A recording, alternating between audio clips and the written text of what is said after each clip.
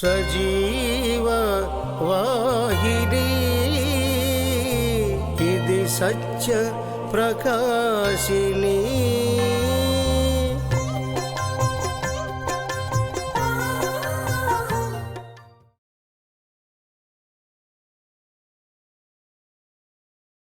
యేసుక్రీస్తు పరిశుద్ధ నామానికి మహిమ కలుగునుగాక.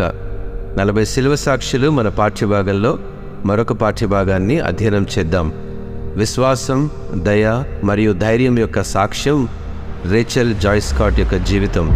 17 ఏళ్ల వయసు 1999లోని కొలంబస్ హై స్కూల్లో జరిగినటువంటి కాల్పులలో విషాదభరితమైన జీవితాన్ని కోల్పోయిన అమెరికన్ యువ విద్యార్థి.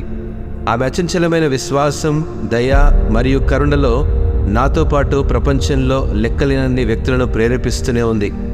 ఆమె జీవితం ప్రేమ యొక్క పరివర్తన శక్తికి మరియు ఒకరి విశ్వాసాన్ని ధైర్యంలో, దృఢ నిశ్చయంతో జీవించడంలో కనిపించే శాశ్వతమైన శక్తికి శక్తివంతమైన సాక్ష్యంగా పనిచేస్తుంది. ప్రియ దేవుని బిడ్డలారా, రేచల్ తన ప్రకాశవంతమైన వ్యక్తిత్వానికి మరియు తన చుట్టూ ఉన్న వారిపై సానుకూల ప్రభావాన్ని చూపాలనే ఆమె నిజమైన కోరికకు ప్రసిద్ధి చెందింది. ఆమె తన విశ్వాసాన్ని ఆచరణాత్మక మార్గాల్లో జీవించి చూపించింది. దయ, కరుణ మరియు స్నేహభావంతో ఇతరులకు చేరువైంది. సేవ పట్ల రేచల్ హృదయం మరియు ఇతరులను ప్రేమించాలనే ఆమె నిబద్ధత ఆమె తోటి వారిపై మరియు ఉపాధ్యాయులపై తీవ్ర ప్రభావం చూపింది.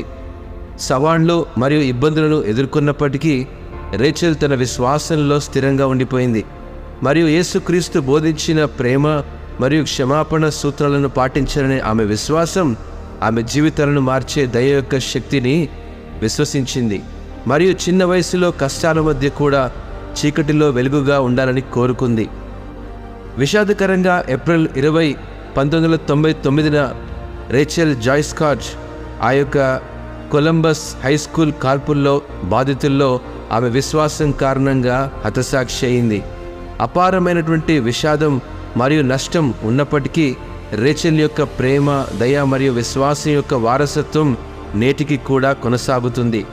ఒక ఉద్దేశంతో, కరుణతో మరియు ధైర్యంతో జీవించడానికి అనేక వ్యక్తులను ప్రేరేపిస్తుంది. ప్రియదేవుని బిడ్డలారా, అందుకే మత్తయి సువార్త 5వ అధ్యాయం 16వ వచనం ప్రకారము మనుష్యులు మీ సత్క్రియలను చూచి పరలోకమందున్న మీ తండ్రిని మహిమపరచినట్లు వారి ఎదుట మీ వెలుగు ప్రకాశింపనీయుడి.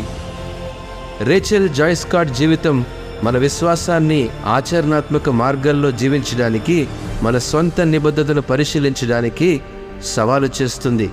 కష్టం లేదా వ్యతిరేకత మధ్య కూడా దయ మరియు కరుణతో మన చుట్టూ ఉన్న వారిని చేరుకోవడానికి మనం సిద్ధంగా ఉన్నామా? ఒకసారి ప్రశ్న వేసుకుందాం.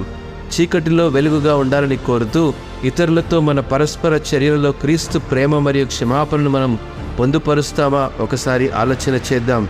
నేనంటాను, రేచల్ జాయ్ స్కాట్ వలె మనం చేసే ప్రతి పనిలో ప్రేమ, దయ మరియు అచంచలమైన విశ్వాసం యొక్క ఆత్మను స్వీకరిద్దాం. ఆమె ఉదాహరణ మనల్ని ఉద్దేశంతో మరియు అభిరుచితో జీవించడానికి, కరుణ మరియు ధైర్యంతో అవసరమైన వారిని చేరుకోవడానికి మరియు మన మాటలలో మరియు చర్యలలో క్రీస్తు ప్రేమను పొందుపరచడానికి అవి మనకు స్ఫూర్తినిస్తాయని ఒకసారి జ్ఞాపకం చేసుకుంటూ ఇటు మాటలను దేవుడు ఆస్వాదించునుగాక. ఆమెన్.